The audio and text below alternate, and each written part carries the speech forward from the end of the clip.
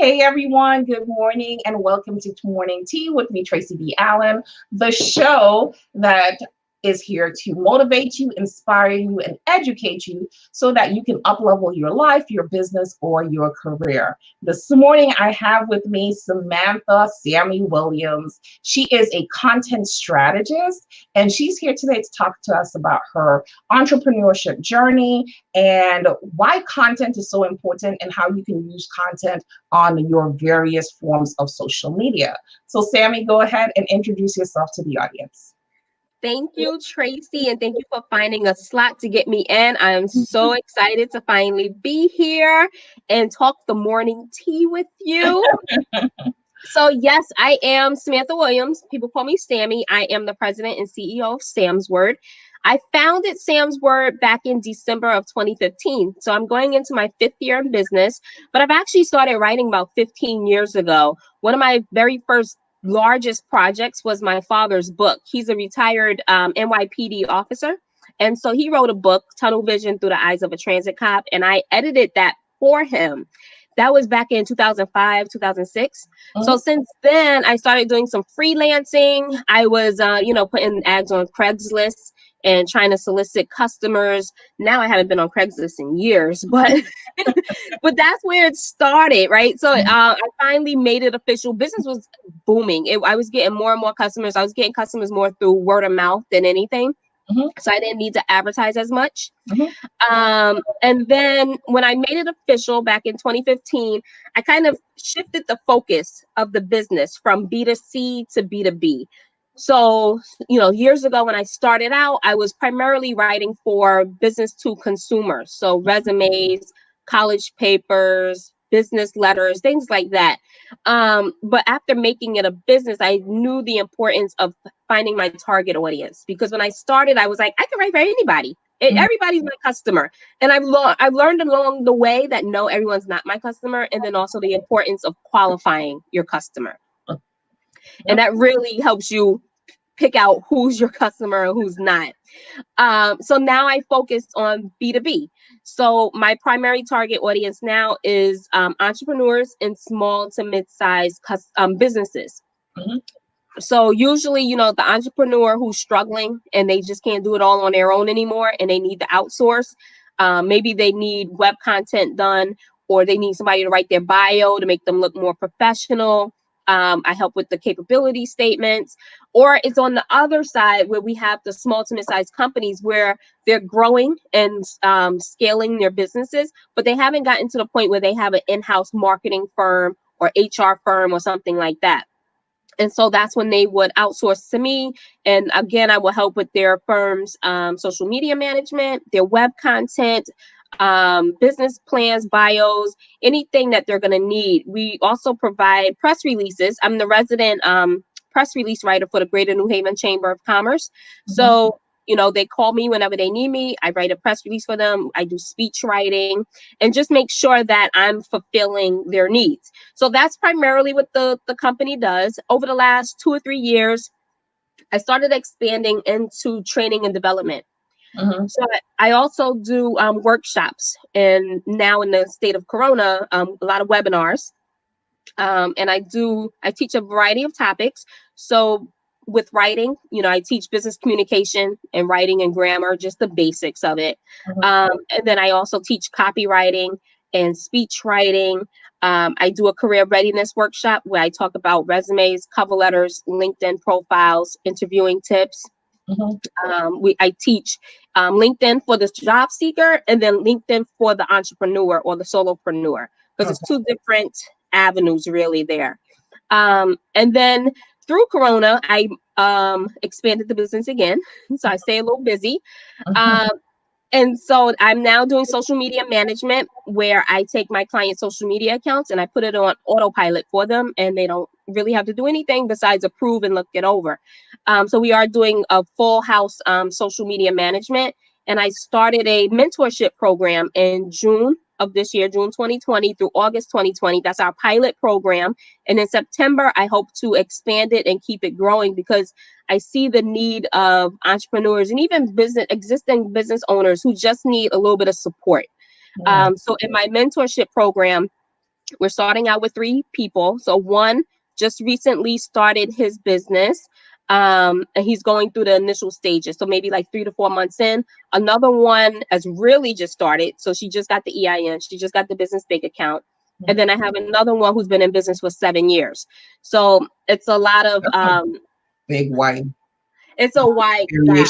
Yeah. And what I found is the one who's been in prison for in business for 7 years. It's not prison. The one who's been in business for 7 years is doing the similar type of work as the one who just opened the business bank account. So they're really learning from each other. The one who just opened the bank account has a skill set in the area that the one that's been in business for 7 years wants to add to her business and is lacking. She's not really seeing it where she's at. So now they're going to collaborate and come together. And so that's what I like to see, that synergy and I told them too, we have various stages of our mentees, but I think we can all learn from each other. I'm running the program, but I'm also learning from everyone who's in the program. So that's Sam's word right now. Where it'll be in another 6 months, I don't know. Yeah, but business has to keep evolving in order for your business to be sustainable. Yeah. So who was Sam before Sam's word? Because there has to be a story behind the entrepreneur. People are not just born entrepreneurs. They are made based on circumstances. Yeah.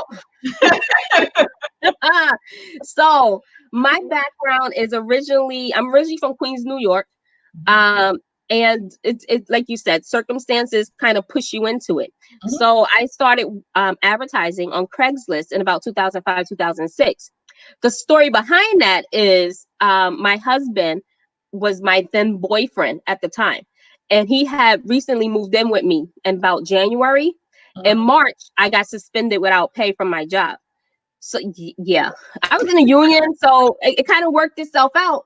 But here I was, and I'm like, oh God, he's going to think I'm a loser. I just got suspended without pay, and my boyfriend just moved in with me. What am I supposed to do? And New York apartment rents are not New York apartment, Southside Jamaica, Queens. All right. And so I was like, we got to figure this out. And that's when I started. I knew that I could write because I was doing it for friends and some family. And I was like, let's monetize it. Let's make some money because we got rent to pay, right? We got bills to pay. And I can't have him thinking I'm some kind of loser.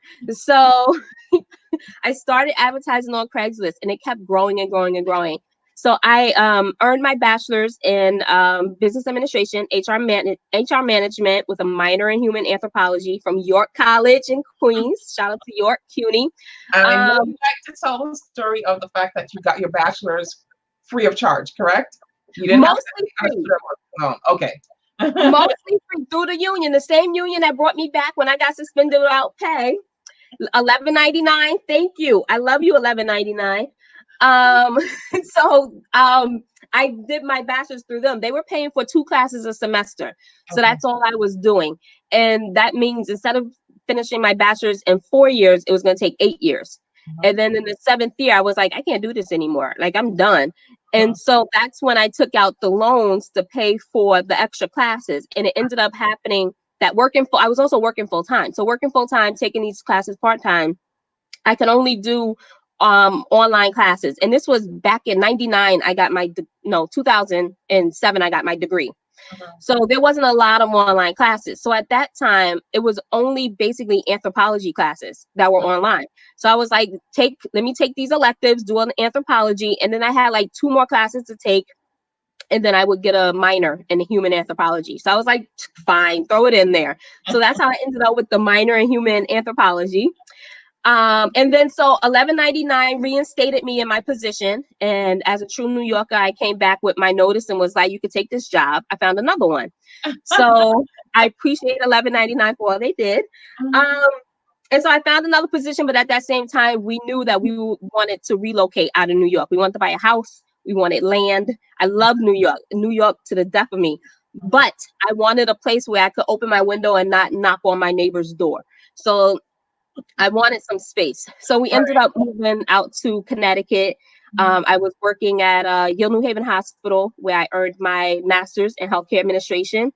I also earned a green belt in Six Sigma through the hospital. And then I couldn't get promoted. They gave me all this training, and I was a secretary, so I had a glass ceiling, and I couldn't leave. So I couldn't move up. So I ended up leaving and going to Yale University and being a project manager. And then that's a whole story in itself.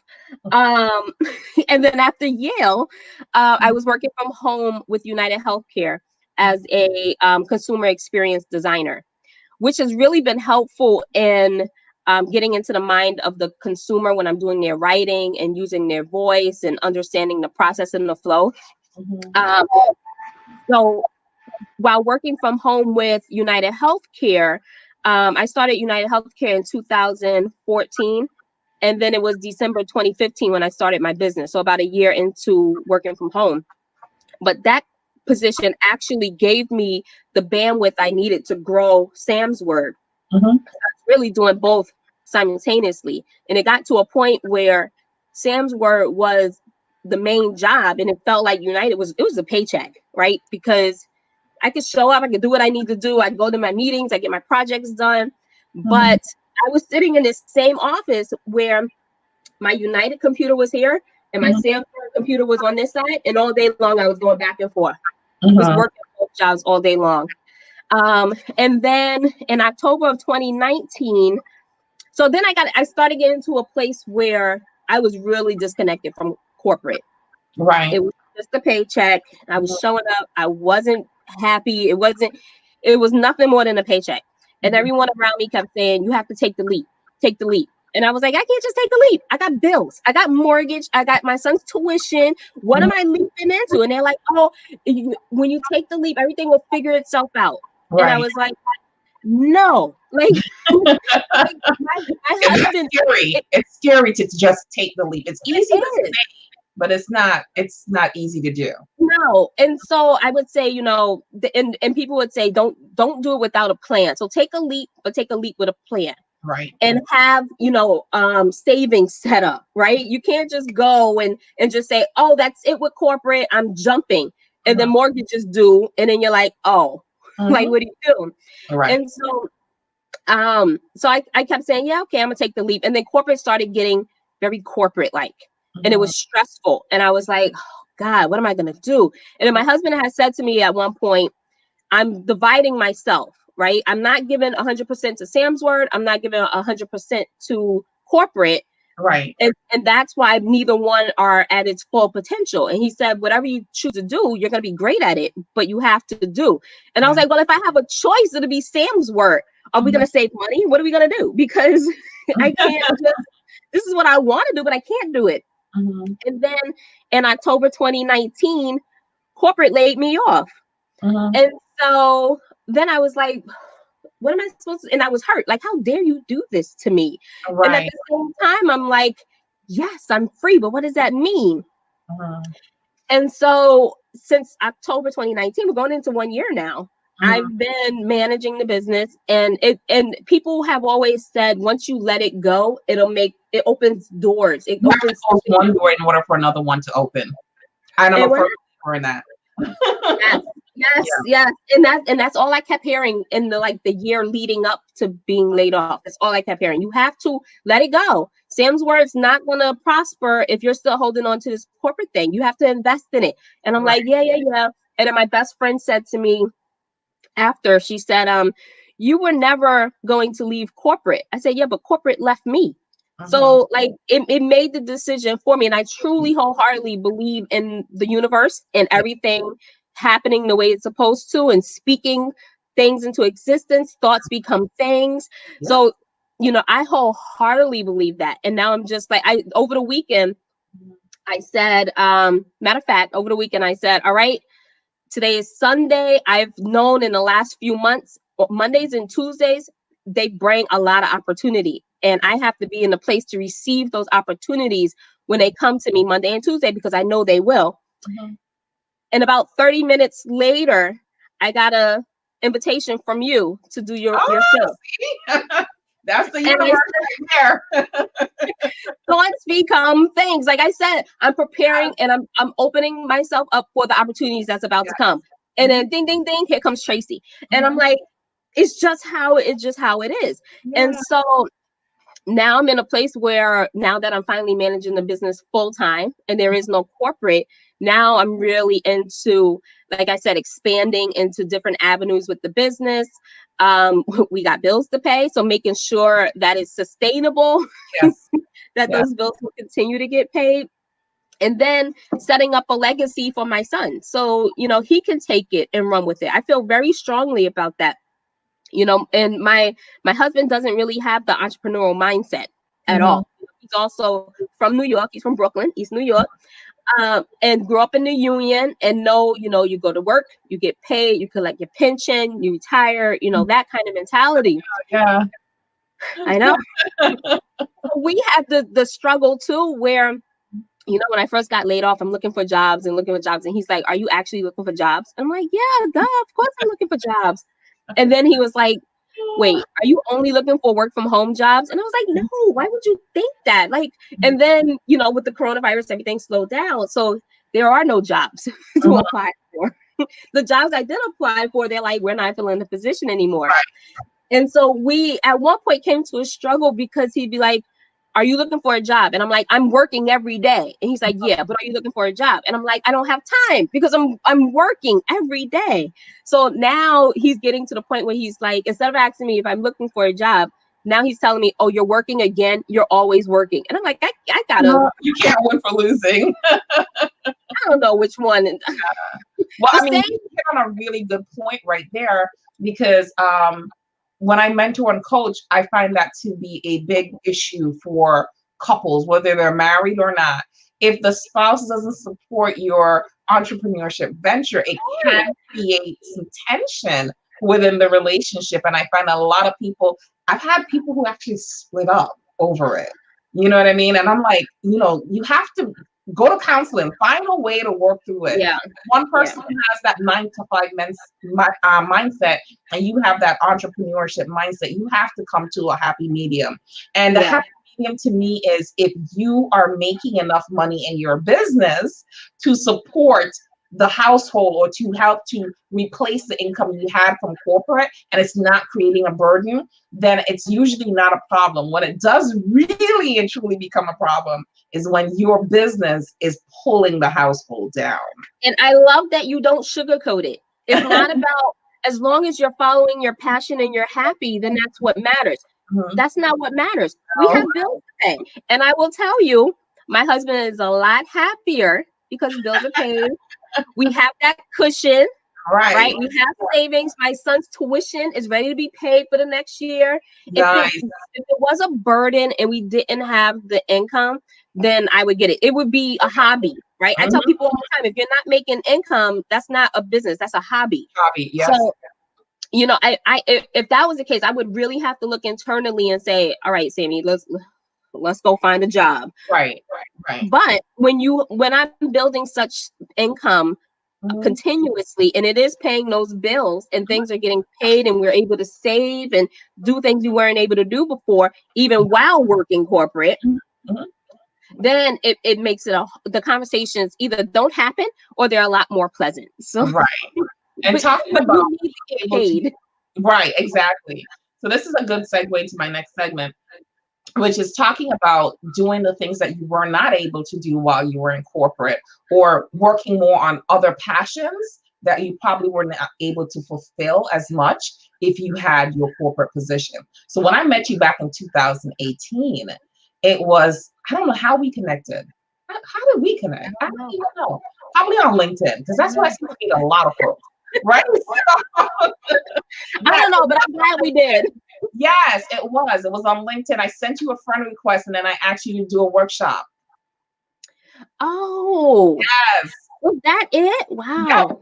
Yep. And wow. And now we're on all these different Facebook groups together. And no, it was LinkedIn. I remember now. It was LinkedIn. And we got LinkedIn. I think I sent you the request like on a Saturday. And we got on the phone on the Monday. Oh, okay. Really quickly, right? And then I came to the collaborative of minority. Am I saying it correctly? The collaboration of minority women professionals. Right.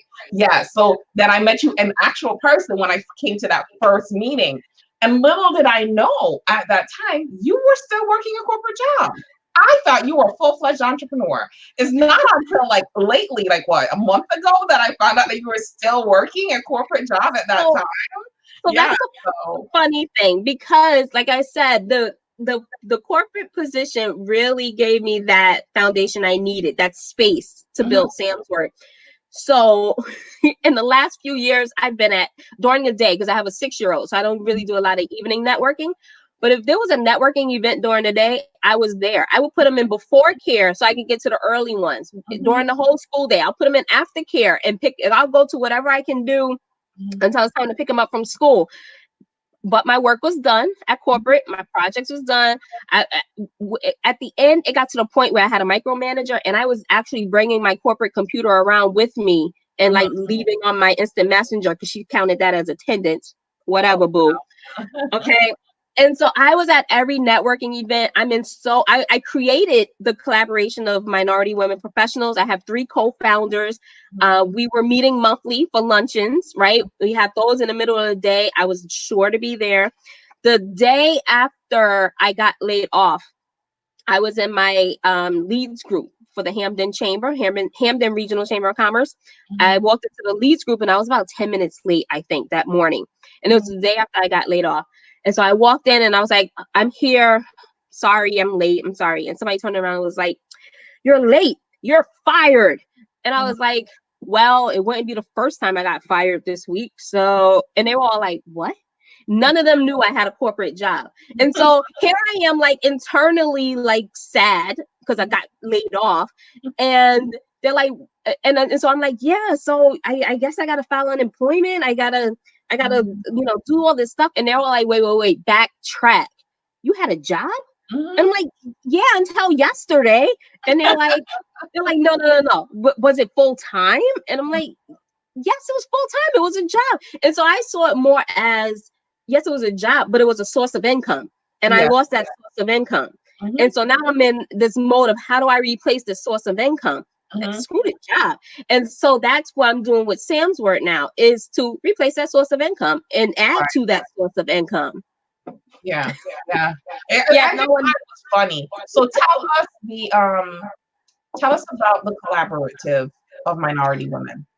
So, and we have a good webinar coming up. Yes, and I definitely want to interview that young lady as well. She's awesome. So that means you're going to be there. That's Thursday, June 25th at 2:00. It's going to be a Zoom call. It's the collaboration of minority women professionals, CMWP, on Facebook, and on Instagram is CMWP Networking. And what we usually do is have a monthly lunch and learn. So or some kind of activity for our collaboration. It's a membership-based collaboration. And we created it to provide a space for minority women to empower each other, promote each other, to partner, to collaborate, to, finance each other, give business to each other. Because what was happening, I would say to everybody, I was doing a lot of networking. I was going to a lot of luncheons, a lot of breakfasts, a lot of, one-on-ones and all that. And all these groups I was going to, as light as I am, I was the only chocolate chip in the room. And I would look around the club. That's me all day, every day, and I'm not light skinned. So I stand out. So you're more noticeable as the chocolate chip. I'm on the vanilla side of it, right? And so, but they know we know our differences, but they know I'm not one of them. And so it just became frustrating, because people do business with people they like and people who look like them and act like them. And it's hard to infiltrate those circles sometimes when it's a room full of white women and they're like, what do we have in common? Yeah. What are you going to do? I do a lot with men. Or men. Yeah. And that could be a whole nother space. Your conversation you're going to have with Alisa from the Rhythm Brewery, you're going to love that conversation. So that's why I created the collaboration. There were so few Black women and women of color in these groups that as I would go, I would collect their information and follow up with them. Like I have a pile of Black women, Black professional women that I met because there's so few of them in these circles. Right. And then what happened was I would meet with a few of them on one side and they would say, you know, we need to get all Black women together. And then I would meet like 2 or 3 of them on the other side and they say, we need to get all Black people together. So then I brought them together and we were like, what are we going to do? So we built the collaboration of minority women professionals. And so I'm the president of the collaboration and I have my 3 co-founders. And we generally have a luncheon every month. The last Friday of every month was our thing. We have a guest speaker come in or we do an activity. The last one we did was a vision board activity in February. We were going to do a membership drive in March at Known in New Haven. Shout out to Known. And then we had coronavirus. So then we shifted to webinars. So we did one and now we're getting ready for our next one. Our next one is going to be, like I said, Thursday, June 25th from 2 to 3 on Zoom. And our guest speaker is Elisa Mercado. And she is the owner of Rhythm Brewery, which is, she's the first Black female brewery owner in Connecticut. You know something, every time that is said, right, I have to go back to, this is the year 2020. Can you imagine that we're still saying first Black anything? I had this conversation a week ago, I think, and I said the same thing. This is why it's a problem. Yes. This is why it's a problem. Like Princeton just had their first Black valedictorian. I know.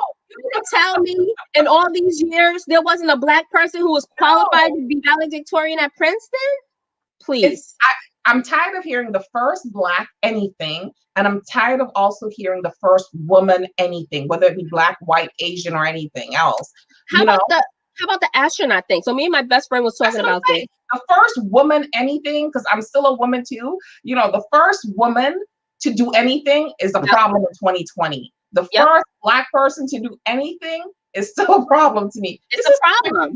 2020. It's a problem. First minority of any minority to be doing anything, or the first woman to be doing anything. That's a whole other conversation about all the constraints and constructs that put us in the place that we're in now to prevent us from, or have just ignored our contributions completely. Yes. So I need something else in this thing. I swear I do. Yeah.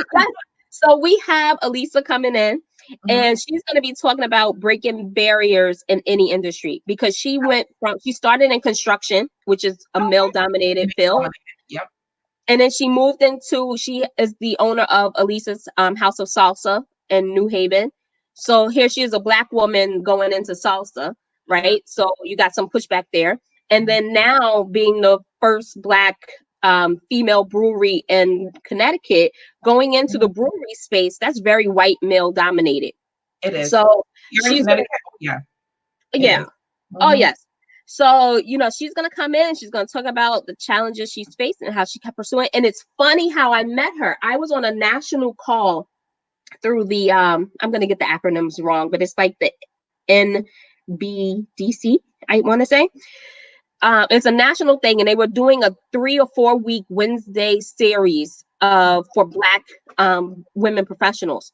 And on one of the panels, Elisa was on. So I'm in New Haven, but I had not known of her. And so I'm on a call, and I usually do a lot of networking on these webinars. So I'm putting my information in the chat, so people can hire me, basically. And so as I'm listening, she's saying that she's in New Haven, Connecticut, and she owns a brewery. So I Google her, and I'm like, are you serious? So I go to her website while we're in the panel, while in the webinar. I go to her website. I send her an email. This is who I am. I would love for you to be a guest speaker for the collaboration. As soon as the webinar was over, she emailed me back and was like, absolutely, I'm going to do it. Are you serious? Blown. Just blown. Had I not been on that call, that connection wouldn't have been made.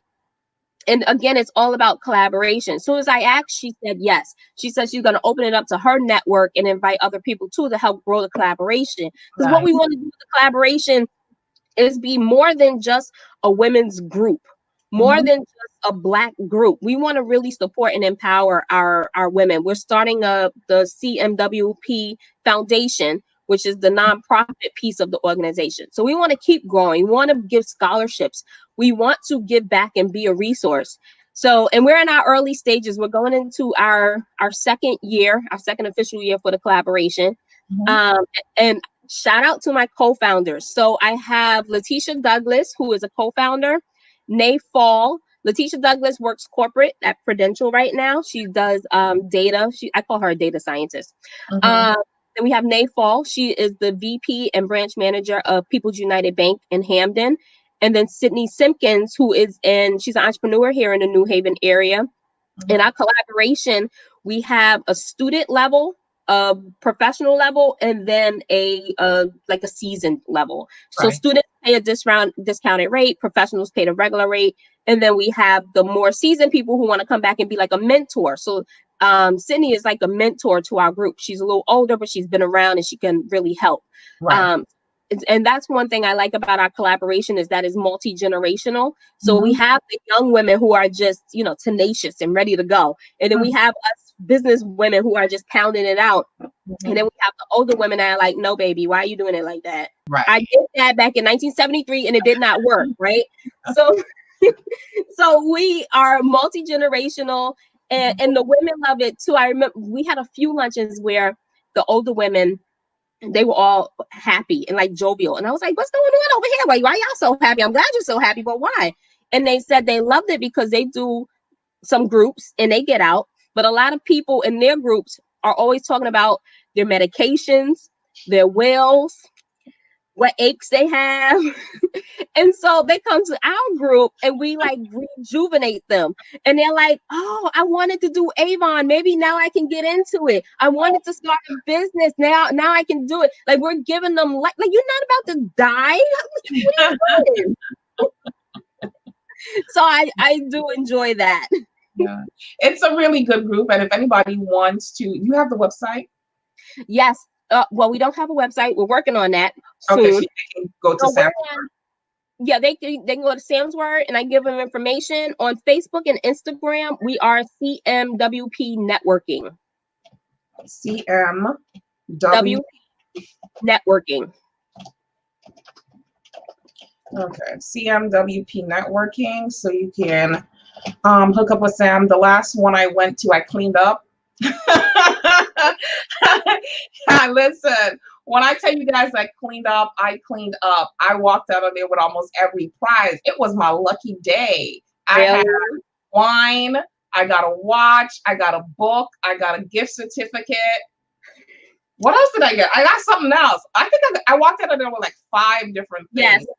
And that's what we do. We like to keep it different from other groups. So we try to do a raffle during our luncheons. So gearing up towards the luncheons, you should see us, especially me. Like I'm just running around crazy and trying to get good raffles that I want people to contribute to, because that money then goes back into the organization and we can do better things for our members. And so we're just like going in every raffle, we're like, we need wine. How many bottles of wine? Let's get wine. Yeah, I got a lot of gifts that last one that I went to. And it was really good. Yeah, it was really good. So we talked about Sam's Word. We talked about your career leading up to Sam's Word, and we talked about the CMWP networking. I'm not good with acronyms. I'm sorry. Collaboration. It's okay. Yeah, the collaboration of minority women. So we talked about that. Is there anything else that you want us to know about before we wrap up? Now you got me looking at my notes that I sent. Let me see. Well, I typed up I'm a writer, so I typed up my own notes. So let me see. So social media. I do want to talk about social media a little bit, because it's important that you have a relevant, timely, and active social media presence, especially now in the time of COVID. Like for the collaboration, we don't have a website, but we are active on social media. So you need some kind of social presence.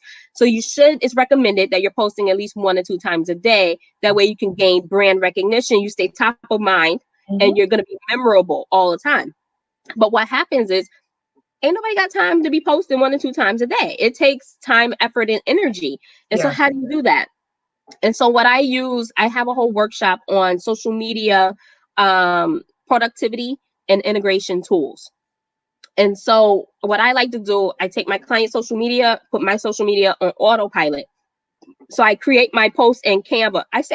I used to create my posts in Canva. I recently outsourced this to my social media manager, who was one of my writers on my team. And now she manages all of my social media management accounts. That's her thing. That whole scope of business is her thing. And she's like, no, I know when I'm in trouble when she goes, no, ma'am. So she's like, no, ma'am, I don't use Canva. I use Drill tools, whatever. It works. So whatever. Yeah. So when I was doing it, I use Canva because Canva is so easy to use. I'm not creative at all. I'm not a designer, and it's easy to jump in. So I create templates or posts in Canva. I upload them to Planoly, or you can use Buffer or Hootsuite or any other scheduling tool. And then I use Zapier. So once I upload it into Planoly, I put the exact time and date. Planoly allows me to save hashtags. So I save my hashtags there, just throw them in, and it automatically schedules it out to Facebook and Instagram. As, like I said, my business primarily is business to business. So I need to be on LinkedIn. So I use Zapier, Zapier, which is an integration tool. So whatever I post on Instagram is zapped over to LinkedIn. So that way I'm able to post on all three channels simultaneously after I upload that one time. So if you're looking for an easy way to really maximize your social media, think about using some of the tools because they really do help. And there's a lot of tools out there. Let me see, LinkedIn. Tips for LinkedIn. Make sure you're publishing articles. Make sure you're posting 1 or 2 times a day and give yourself a captivating headline and summary. That's what people are really looking for. You need a good headline and summary and personalize your URL. So you don't have to have a long LinkedIn URL when people go to your LinkedIn page. You can make it short and simple. Mine is the LinkedIn and then business writers, but you can just put your name. So it could just be Samantha Williams or Sammy Williams. So that way you don't have that long URL. And then if you are bilingual or multilingual, make sure that you're making your LinkedIn profile accessible in different languages. So I know a lot of Latina immigration attorneys. And so one good thing is for them to do is to put their LinkedIn available in Spanish and in English or French and in English, so that way when people that speak that native language go to your LinkedIn profile, it's user friendly. They don't have to misinterpret, worry about misinterpreting what you're going to say. Right. Okay. And I know you asked me for 3 tips. Are we doing that now? Not yet. I just remember what I wanted to ask you. So when you started talking, it clicked into me what I wanted to ask you. Okay. So you're the only person what that I know that has a slew of certifications for government contracting. Like, my God, you have every single certification. You notice? Is government contracting. So can we talk about that in like about 2 minutes? I wasn't expecting that. So when I made it a business, Sam's Word of Business, I was in learning mode. Which is probably how you say we met LinkedIn. I don't know. I was in learning mode. So I was going to every workshop, every training, every development, every webinar, whatever it could be. I was just a sponge. I was following around the 2 Lisas, Lisa with the SBA and then Lisa with PTAC. One of them, I think Lisa Powell with the SBA, she told me, you're like my groupie. Everywhere I go, you're here. I'm like, because I need to learn. Like, whatever you're teaching, I need to learn. And it came full circle because now all those places I was going to learn, they're now inviting me back to teach. So it's all come full circle. So when I started the business, I was learning. And in learning, I kept hearing about I don't know how in like my first year of business, I knew all about the GSA schedule. And so I was like, oh, I have to get on the GSA schedule. I have to get a GSA schedule. How do I do that? I still have not gotten a GSA schedule, but this is still one of my goals, right? So I'm like, how do I do that? In order to do that, you need to be certified. You need to check these boxes. You need to do that. And so I was working from home. So I had the flexibility and time. And so I was just online and I completed all of my certifications in like a week of going into business. So Connecticut has the minority businesses with the Connecticut DAS. The SBA has minority business, woman-owned business. I finally, the DBE, through the Department of Transportation, the DBE certification was harder to get, but I got it.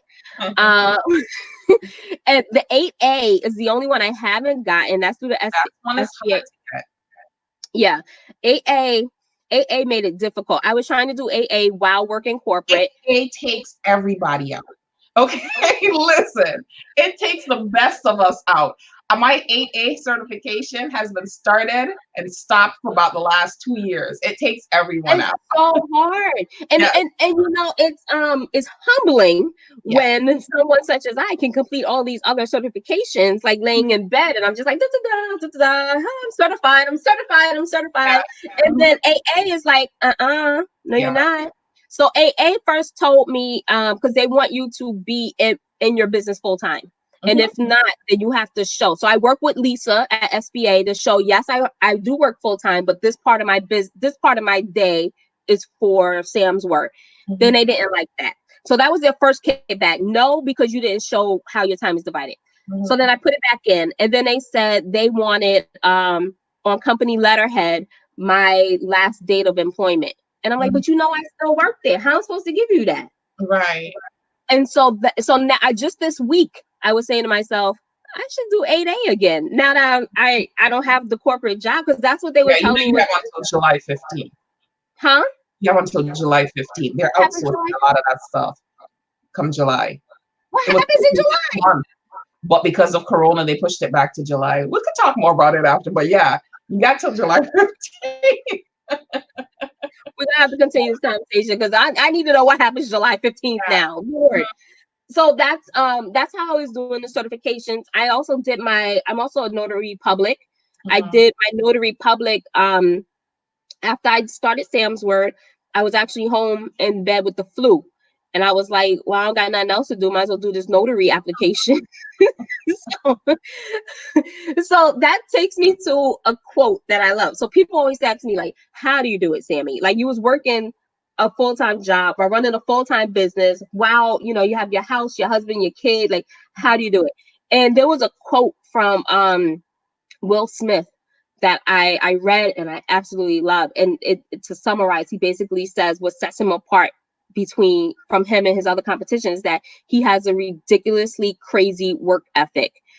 And that's how I am. Like we were talking before about, you know, so what, you're tired. Those bills need to get paid, right? So what, you're tired. You have a deadline that you have to meet. So what, you're tired. That contract proposal is due. So what are you going to do? And so, you know, I have to, I don't know. It's something within me. The work comes first, because without it, I'm gonna be sleeping in a homeless shelter somewhere. Right. So the work has to come first. And that's what I did with the mini certifications. Yeah. I don't know if you knew this either. In my first 2-3 years in business, I was also a SCORE mentor while just becoming a business owner, while working full time, trying to figure out my business. Also a SCORE mentor. I know. Trust me, I know. You know this, huh? So, what would be the top three best practices that you would leave the audience with, whether it has to do with business or life? What would you leave them with? So, your topic on certifications just made me think of another one. So we have 4 now. So the first one, before I forget, is to consider the third-party certifications. So we have WeBank. There's a Greater New England minority supplier. You know it better than I do. The other certifications are free. These you do have to pay for, so you probably will get to a certain point in your business where you can make that investment. When I first started paying for WeBank, I was like, ouch, WeBank. And now I'm like, take the money. But it's useful. I met my mentor through a WeBank event. So if nothing more, it will provide you with a support system and a community of like minds that you can really grow and learn from. So think about third-party certifications. So to my notes, I have here, which I learned, it was a lesson learned, hire a qualified accountant and bookkeeper from the Uh-huh. beginning. Uh-huh. I thought I had one, right? Mm-hmm. I thought I had a qualified bookkeeper. He took me away from, well, I still use it, but he took me away from my Excel spreadsheet, brought me on QuickBooks. Mm-hmm. I thought had everything organized. He hooked me up with an accountant who happened to be his brother. They got along great. Everything was going good until someone else started looking at my books and they were like, what is going on here? The Mm-hmm. books were wrong, the taxes were wrong, everything was wrong. Okay. Wow. Because I didn't have the right account, well, he was an accountant, but because Mm-hmm. I didn't have the right bookkeeper, the right accountant, I didn't know anything about quarterly taxes. Mm-hmm. So think of the bill I got when I filed my taxes my first year in business. And I'm Mm-hmm. like, where did this come from? And they're like, well, you didn't pay your quarterlies. And I'm Right. like, what quarterlies? And Right. it's like, going into business, there's so much to know, and you don't know what you don't know. I Mm-hmm. do words, I do writing, I don't do math, finance, accounting. Right. So I'm really big on delegating and outsourcing and hiring the experts in those fields. Mm-hmm. And I've learned you have to make sure they're the right experts because in the end, I fired them, but it's still my mess that has to get cleaned up. Yes. Okay, so that's very important. Mm-hmm. Next, I would say use a cloud backup source. Like I use Dropbox. There's all kinds of systems you can use. Mm-hmm. But just make sure I've been in business going on 5 years. My computers have crashed twice so far. Thankfully, I have Dropbox and I can pick right back up. Mm-hmm. I've been using or have used my son's computer as a backup. Last Mm-hmm. computer just crashed like a month ago. Mm-hmm. So make sure you have something backed up. Everything, every single thing you do, back up. Back it up. Yep. Nothing saved to the desktop Uh-uh. unless you're willing to lose it forever. Mm-hmm. Everything automatically gets backed up. And that's one thing I'm teaching my mentors, my mentees in my program from the beginning. Drive for that. Yeah. Yeah, OneDrive is another good one. And that's what I'm trying to teach them. You starting something, you're saving, like one of my mentees is starting his certifications because he's fresh out. And you see how I do. I'm going to make sure you get your certifications too. So now he's like, how do I file it? How do I know where to save it to? So I have them automatically from the jump going to, I use Dropbox. So that's what I'm teaching them. So Mm-hmm. as long as you're backing it up somewhere to the cloud, you're good. Then I have, if you have an idea about anything related to the business, just do it. Just Mm-hmm. execute. You can refine and modify and make it pretty and, revise later. But there's Mm-hmm. so many people who just sit in the space of thinking and Yeah. wanting and not doing. Just do it. Just Mm-hmm. execute. Do something, even Yeah. if it's little, and then scale. You don't have to start out big. Just start. Mm-hmm. Okay. And don't worry about the people who's not there cheering you on, because that used to be me. I used to Mm-hmm. go off on people. Well, you have me on Facebook now, but I used to go off on people all the time when I started my business because I was like, where's my friends and family? Why are you not sharing my posts? Why are you not liking my posts? Why are you not advocating for me? Like, where are you? And then I had to realize that they're my friends and family, but they're not necessarily my customer. Customers. Yeah. And so I have to cheer myself on. So I'll get on Facebook and I'm like, check me out. Look what I did, because I need to promote myself. And now 5 years into business, I can put the littlest thing that I accomplished and everybody on Facebook is like, yes, Sammy, yes. So that cheering section that I wanted in year one, I Yeah. had to make it internal. And Right. now because people, they don't clap for you while you're working, while you're striving to do it. They clap for you at the end when it's done.